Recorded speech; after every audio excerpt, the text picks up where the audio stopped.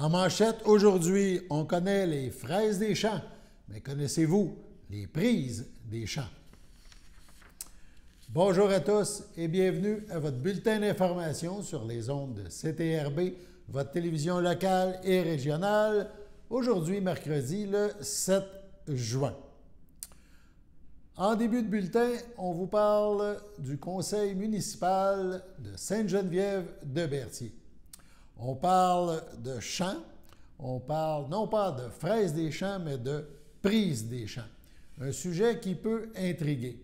Et à ce sujet, le conseil municipal a même engagé une firme d'avocats pour régulariser l'utilisation des prises des champs. Les prises des champs, c'est des tuyaux qui sortent dans les champs. Le maire de la municipalité, M. Pufal, va nous expliquer qu'est-ce que c'est. On écoute. Un mandat à donner à Bélanger-Sauvé, avocat, qui concerne le dossier des prises de champs. À Sainte-Geneviève, on a encore 6 ou 7 prises de champs encore en activité. Pour faire une histoire courte, quand c'était implanté, les prises de champs, c'était vraiment pour abreuver les animaux dans les champs. Puis avec le temps, ça s'est égaré un peu. Puis là, les prises de champs que les cultivateurs ont sont utilisées à d'autres fins que pour abreuver les animaux. Puis un peu pas mal à cause de la politique d'économie d'eau potable que le ministère nous parle souvent. J'aimerais savoir où on peut aller, parce qu'enlever l'eau à quelqu'un, quand on l'a fourni depuis une trentaine d'années, ça peut être compliqué. Fait qu'on veut avoir un avis légal à propos. Nous autres, notre but, c'est d'enlever les prises de champs carrément. C'est vraiment pas pour arroser le gazon ou pour laver des camions. C'est pour les animaux dans le champ.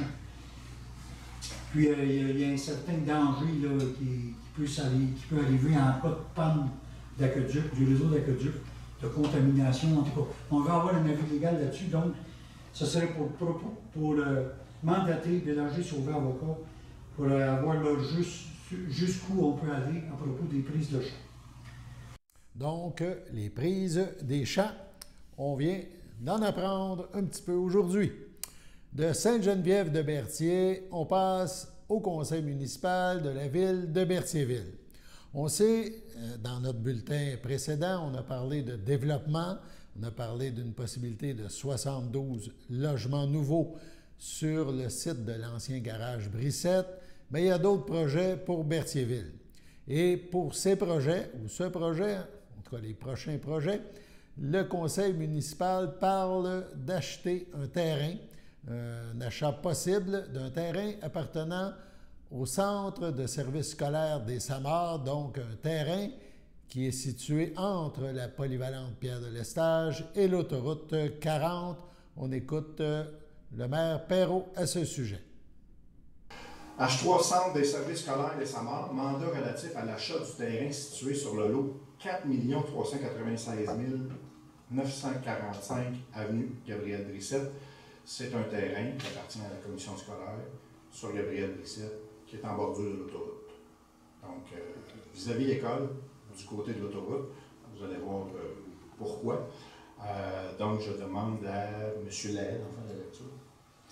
Considérant les projets majeurs de développement commercial sur l'avenue Gabriel Brissette présentés à la ville de Berthierville, considérant que le développement économique aux abords de l'autoroute 40 est primordial pour la croissance de la ville de Berthierville, considérant que l'acquisition du lot 4 396 145 appartenant au centre des services scolaires des Samars permettait l'implantation d'une infrastructure commerciale majeure, considérant les démarches initiées auprès de la direction du service des ressources matérielles du centre des services scolaires des Samars. En conséquence, je propose de demander au centre des services scolaires des Samars la disposition du terrain situé sur le lot 4 396 945 en faveur de la ville de Berthierville, de mandater le maire et la directrice générale à négocier pour et au nom de la ville de Berthierville l'acquisition du dit lot. Donc, un dossier à suivre. Il y a d'autres projets de développement pour Berthierville. Plusieurs dossiers, donc, que nous vous reparlerons au cours des prochaines semaines, des prochains mois.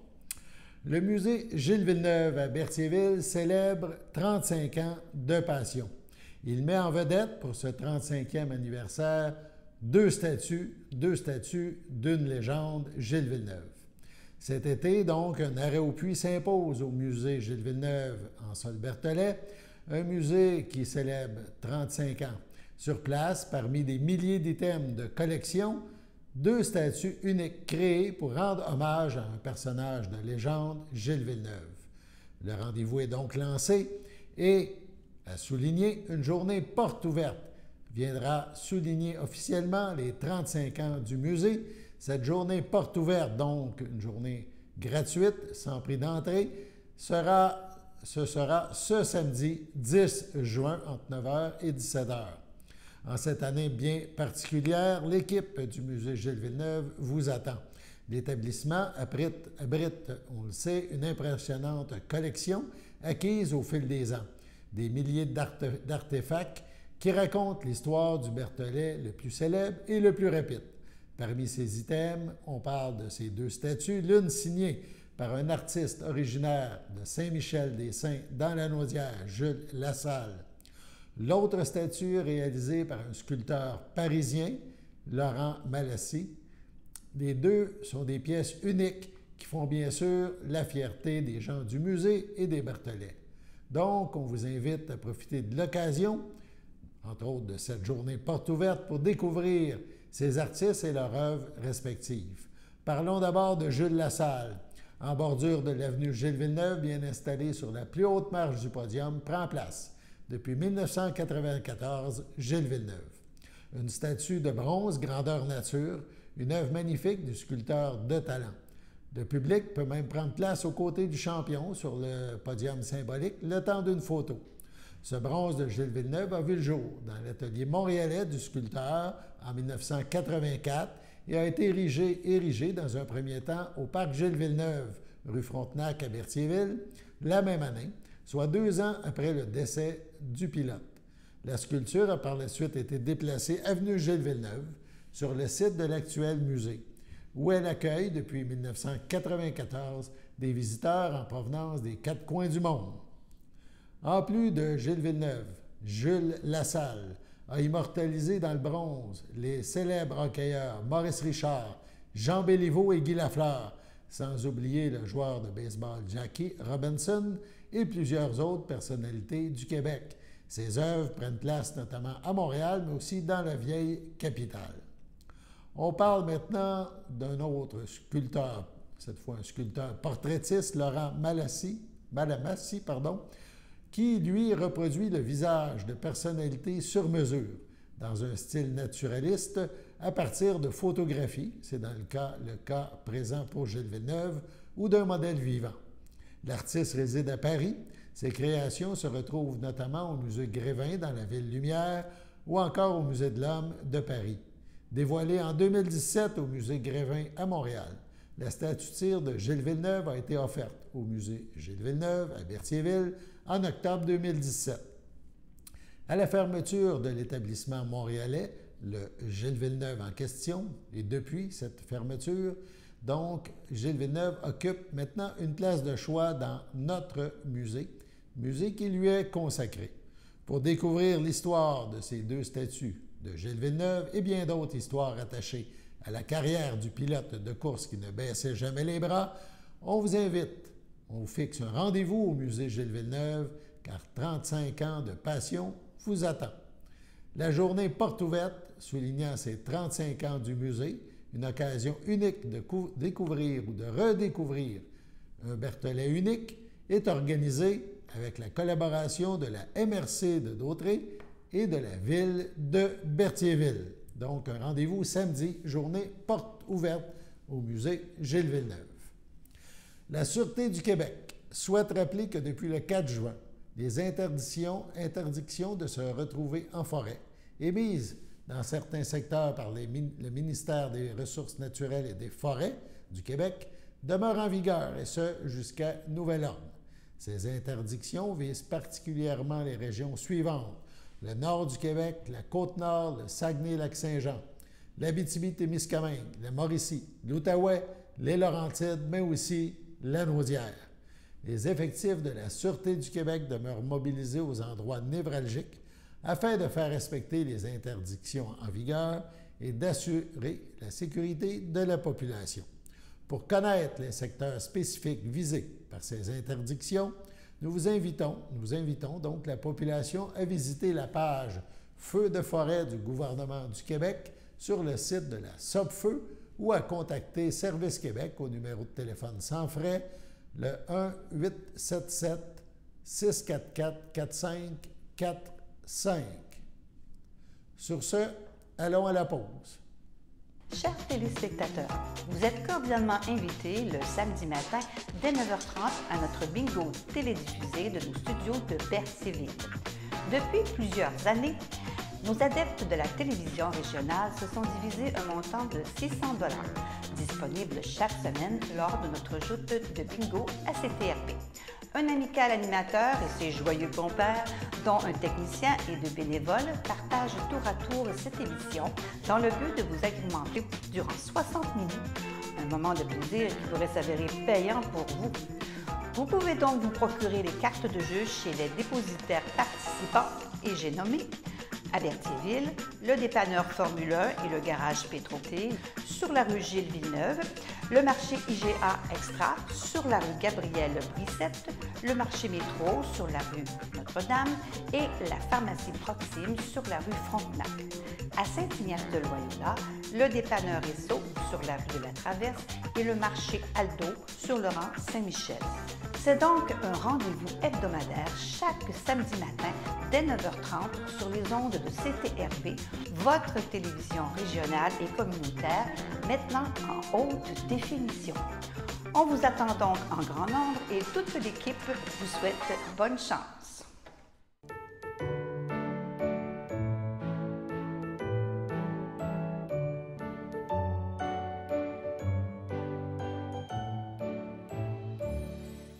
Voici donc les anniversaires en ce 7 juin. Tout d'abord, le Centre d'action bénévole d'Autrey souhaite bonne fête à Chantal Dupuis. La FADOC de l'Île-du-Pas souhaite un heureux anniversaire à Daniel Robillard. Et les filles d'Isabelle de Berthier disent bonne fête à Armandine Boivin. C'est votre anniversaire aujourd'hui, 7 juin. Eh bien, toute l'équipe de CTRB se joint à moi et vous souhaite bonne fête. Poursuivons nos informations afin d'accroître l'attractivité et la rétention des nouveaux préposés aux bénéficiaires et aux auxiliaires aux services de santé et aux services sociaux. Donc, le Centre intégré de santé et de services sociaux, le CI3S de la Naudière, est heureux d'annoncer qu'il offrira 350 bourses de 12 000 $. Cette annonce est possible en raison de la reconduction et de la bonification des programmes de bourse pour l'année 2023-24 offerts par le ministère de la Santé et des Services sociaux. Ces programmes mènent à l'obtention d'un diplôme d'études professionnelles, un DEP, en assistance à la personne en établissement et à domicile, ou à l'obtention d'une attestation d'études professionnelles en soutien aux soins d'assistance en établissement de soins de longue durée. Ces bourses seront attribuées aux étudiants sous certaines conditions afin de les soutenir financièrement pendant leur étude. Au terme de leur formation, ils deviendront des employés de l'organisation avec une possibilité de poste permanent. Le programme DEP pour devenir un PAB ou un ASSS dans différents milieux comme les centres d'hébergement, de soins de longue durée, les CHSLD, les hôpitaux ou en soins à domicile, est d'une durée de 870 heures, donc environ 10 mois, alors que le programme AEP, pour devenir PAB en CHSLD, est d'une durée de 375 heures, donc environ 8 mois. Pardon, environ 8 semaines. Oui, voilà, 8 semaines. Les personnes détenant ces attestations peuvent s'inscrire au programme de formation DEP-APED et bénéficier de la bourse si elles le souhaitent. Les candidats intéressés à s'inscrire à l'une de ces formations doivent consulter le site Web des centres de formation professionnelle, dont notamment le Centre multiservice des SAMAR. Pour ce faire, il faut soumettre sa candidature en ligne. Les premières cohortes de formation dispensées par le Centre multiservice seront offertes à compter du 14 août prochain pour le programme de formation menant à l'AEP-PAB ou à compter du 31 août prochain pour le programme de formation menant au DEP, donc au DEP. La date limite d'inscription, elle, est fixée au 30 juin 2023 pour ces cohortes de formation. Le Centre de services scolaires des SAMAR, de CSSS, vous attend lors de sa foire d'emploi qui se tiendra mardi, le 13 juin prochain. C'est l'occasion de découvrir les nombreuses possibilités d'emploi dans le secteur de l'éducation et de rencontrer les membres de l'équipe des ressources humaines qui seront au Centre multisport de Joliette, 1000 rue La Douceur, entre midi et 20h. Plus de 50 titres d'emploi à découvrir. Quel que soit votre profil et vos intérêts, des emplois dans plusieurs secteurs d'activité sont possibles à la commission scolaire, au centre de services scolaires, oui. Donc, on vous invite à apporter votre CV et à postuler directement sur place. Il sera également possible de poser vos questions sur les emplois offerts. Des personnes sont recherchées dans les domaines suivants. On parle de personnel enseignant, de personnel de soutien, agente administrative, secrétaire, surveillant d'élèves. On parle de personnel de soutien manuel, exemple concierge, ouvrier d'entretien, ou de personnel professionnel, ergothérapeute, psychologue, orthopédagogue, psychoéducateur. Bref, le Centre de services scolaires des SAMAR vous attend. Un emploi près de chez vous est possible dans l'un ou l'autre des établissements du centre, que ce soit dans les écoles primaires et secondaires ou même au centre administratif. En plus d'offrir un salaire intéressant et une belle gamme d'avantages sociaux, donc on vous invite à en profiter. Parmi ces avantages sociaux, on en cite quelques-uns: 20 jours de vacances annuelles après un an d'ancienneté, congés de maladie et congés parentaux pour les responsabilités familiales et parentales, assurance collective, régime de retraite à prestations déterminées, aménagement d'horaires et possibilité de télétravail selon le corps d'emploi. Notez qu'il est possible de postuler en ligne en tout temps. Le Centre de services scolaires vous invite à consulter l'ensemble des offres d'emploi disponibles sur leur site Web. On vous invite donc le 13 juin prochain, toute l'équipe du Centre de services scolaires a hâte de vous rencontrer lors de cette foire de l'emploi. La 36e cérémonie annuelle de remise des bourses du programme de gestion et technologie d'entreprises agricoles s'est tenue le 1er juin dernier à la ferme-école du Cégep à Joliette. L'événement a permis de souligner la persévérance, l'engagement et l'excellence des étudiants du programme, tout en démontrant la diversité de leur parcours ainsi que la qualité de leur implication dans la préparation de leur future carrière. 31 bourses ont été offertes aux étudiants qui se sont démarqués pour un montant total de plus de 14 000 $. Ces bourses ont pu être distribuées grâce à de nombreux partenaires. Le programme Gestion et technologie d'entreprises agricoles tient donc à remercier l'ensemble des entreprises et organismes qui soutiennent et encouragent les futurs gestionnaires agricoles. Sur nos photos, on a pu remarquer Yasmine Djouri, qui s'est démarquée par sa persévérance, Roxane Brousseau et Sarah Lontin, qui se sont démarqués par leur excellence et leur assiduité. Sur ce, allons à la pause. Connaissez-vous notre frigo partage? C'est un frigo qui permet de lutter contre la faim et de contrer le gaspillage alimentaire. Les personnes peuvent se servir gratuitement selon leurs besoins. Nous avons besoin de vous pour le remplir.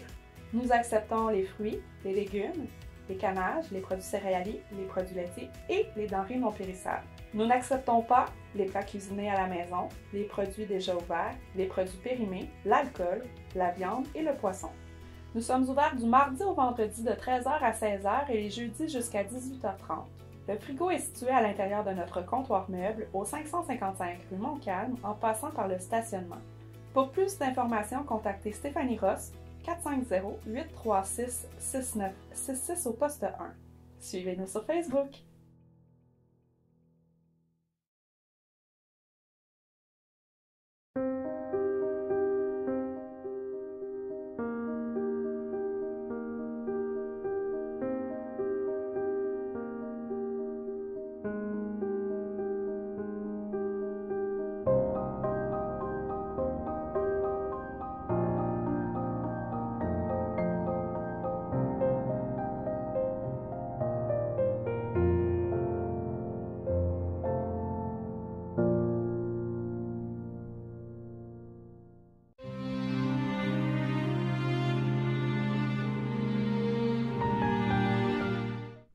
Au CHDL de Saint-Charles-Borromée, le 31 mai, à 94 ans, est décédée Mme Janine Carrier-Mathurin, épouse de feu Lucien Mathurin. Elle laisse dans le deuil ses enfants, Diane Mathurin, Jacques Baudry, Michel Mathurin, Anne-Marie Bélanger. Ses 3 petits-enfants, Pascal, Heidi et Samuel. Ses 2 arrière-petits-enfants, Gabriel et Frédéric, ainsi que plusieurs neveux, nièces, autres parents et amis. La famille tient à remercier le personnel en soins palliatifs du CHDL ainsi que le CLSC Berthier pour le dévouement et les soins prodigués à Mme Carrier-Mathurin. La famille vous accueillera jeudi le 8 juin de 14 à 17 h et de 19 à 21 h et vendredi le 9 juin dès 9 h au complexe funéraire Efterio, 741 rue Notre-Dame, à Berthierville. Suivront les funérailles ce même jour en l'église de Saint-Cuthbert à 11 h. Madame Janine Carrier-Mathurin sera inhumée à une date ultérieure. Au CHDL Parphilia Ferland, le 26 avril à 78 ans, est décédée Mme Muriel Asselin-Gendron, épouse de feu Benoît Gendron, native de Berthierville. Elle laisse dans le deuil ses enfants, Isabelle Gendron, Martin-Philippe Racine, Yann Gendron, Marie-André Mondor. Ses petits-enfants, Thomas, Rosalie Poulain, Catherine, Francis Pilon, Laurie, David Blouin, sa sœur, son frère, ses beaux-frères et belles-sœurs, Claire Asselin, Léon Beauchemin Jr., René Asselin, Francine Grégoire, Colette Laporte, feu Réal Asselin, Raymond Brissette, feu Carmen Asselin, les Gendron, Bernard Lapointe, Pierre Gendron, Gisèle Brissette, Madeleine Gendron, Pierre Lafrenière, ainsi que plusieurs neveux, nièces, autres parents et amis. On vous invite à compenser l'envoi de fleurs par des dons faits à la Fondation de l'Institut de cardiologie, dons qui pourront être faits directement sur leur site à fondationicm.org.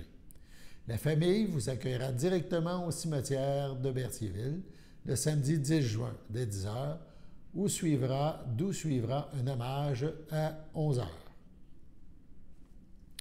Le 26 mai dernier, à 74 ans, est décédée Mme Janine Carpentier, conjointe de Ghislain Rainville. Elle laisse dans le deuil ses filles, Nancy Ladouceur, Elias Santiago Rodriguez, Suzy Ladouceur, Stéphane Guénette, ses petits-enfants, ses frères, ses sœurs, ses beaux-frères et belles-sœurs, ainsi que plusieurs autres parents et amis. La famille vous accueillera dimanche, le 11 juin, dès 9 h, au complexe funéraire Efterio, 741 Notre-Dame, à Berthierville. Suivra un hommage à la chapelle du complexe à 11h15. Madame Carpentier sera inhumée au cimetière de Berthierville à une date ultérieure. Au CHDL de Saint-Charles-Borromée, le 2 juin, à l'aube de ses 74 ans, est décédée Mme Nicole Lambert, fille de feu Damas Lambert et de feu Marie-Ange Raté, demeurant à Berthierville, native du Lac-Saint-Jean.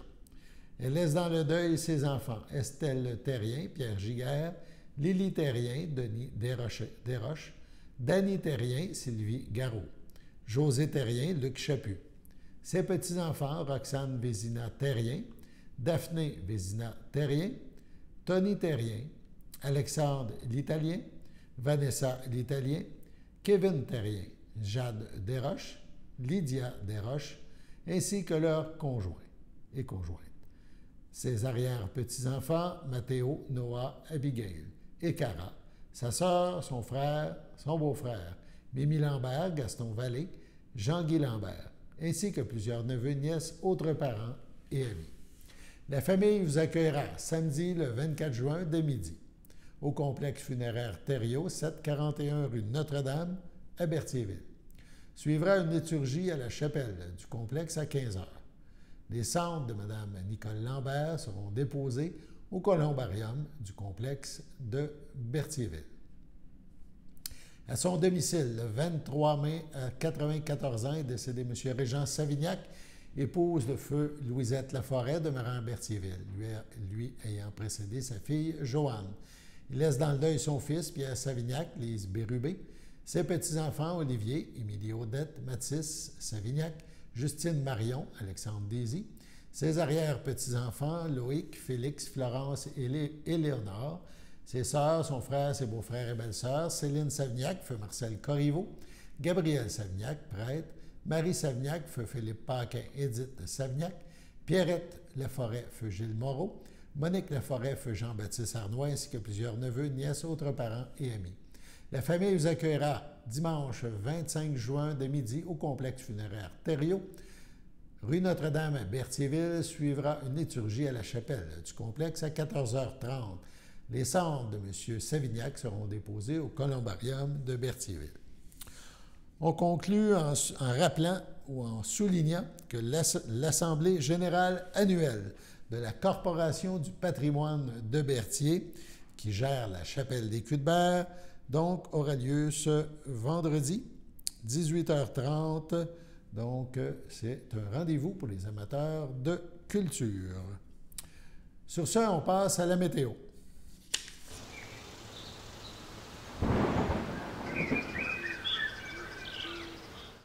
Bienvenue à votre météo de cette semaine. Aujourd'hui, mercredi après-midi, ce sera des nuages avec averses, une température de 16, un temps ressenti de 15, environ 1 mm de pluie. Mercredi soir, ce sera nuageux avec averses, une température de 14, un temps ressenti de 13, environ 1 mm de pluie. Mercredi nuit, ce sera nuageux avec averses, une température de 10, un temps ressenti de 8, moins de 1 mm de pluie. Jeudi matin, ce sera nuageux avec averses, une température de 12, un temps ressenti de 10, moins de 1 mm de pluie. Jeudi après-midi, c'est des risques d'averses, une température de 16, un temps ressenti de 15, moins de 1 mm de pluie. Jeudi soir, c'est nuageux avec éclaircies, une température de 16, un temps ressenti de 15. Et voilà, c'était tout pour votre météo. On voulait juste corriger l'Assemblée générale annuelle, l'AGA, de la Corporation du patrimoine de Berthier, qui gère la chapelle des Culs-de-Berre, aura bel et bien lieu. Mais c'est jeudi demain, donc 18 h 30 à la chapelle des Culs-de-Berre, jeudi. Sur ce, bonne fin de journée à notre antenne.